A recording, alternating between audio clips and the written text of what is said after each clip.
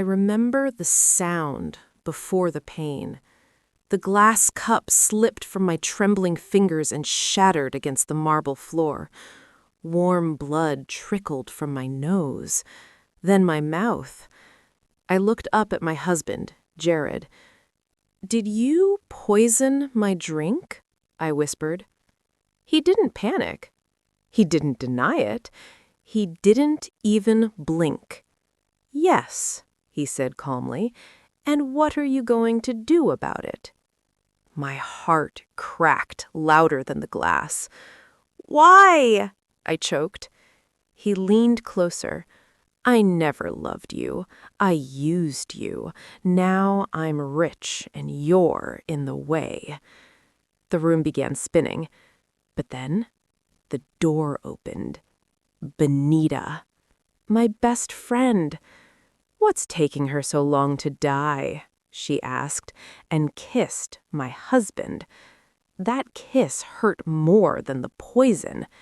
"You stole you from me," Benita said coldly. "Let me finish this." The last thing I felt was wood smashing against my skull. Then darkness swallowed me whole. They wrapped my body in a blanket like I was trash, threw me in the trunk, took me to the mortuary. I couldn't move, but I could hear.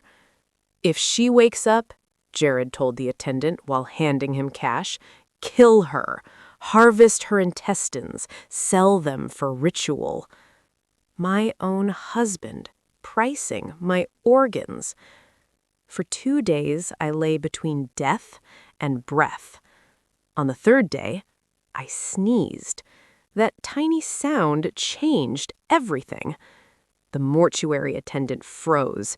Then he grabbed a syringe. "She day alive." I rolled off the slab and ran barefoot across the cold tiles. The smell of chemicals burned my nose. Metal drawers, lifeless bodies, darkness. I hid behind a freezer, shaking. Footsteps. Torchlight. "There!" someone shouted. I ran again. I burst outside into the night. The gate, locked.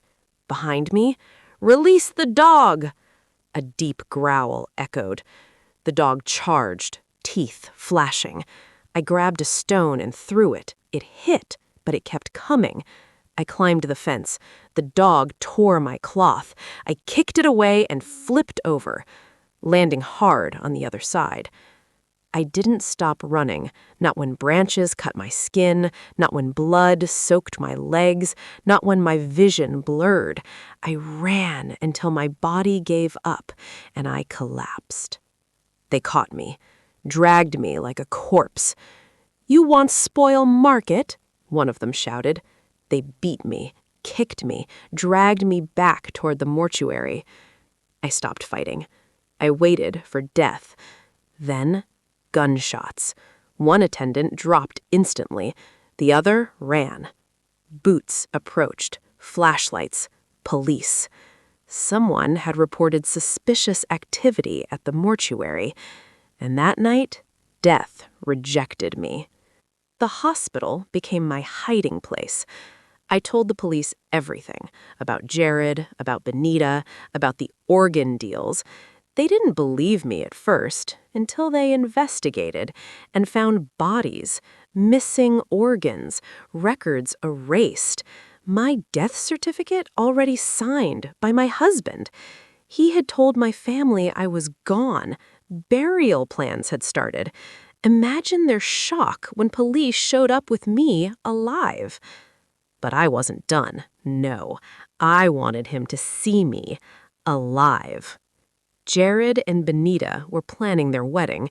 She wore white. He smiled like nothing had happened, until the church doors opened and I stepped in.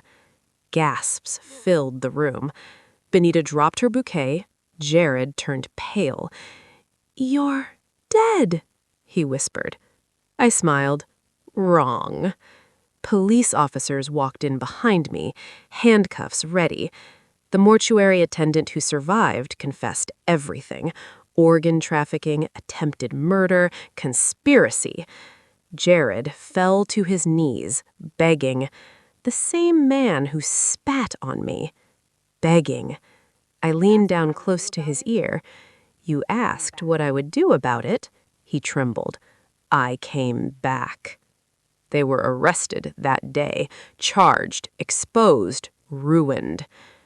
They tried to bury me alive, but they buried themselves instead. I lost a husband, I lost a best friend, but I gained something greater. Power.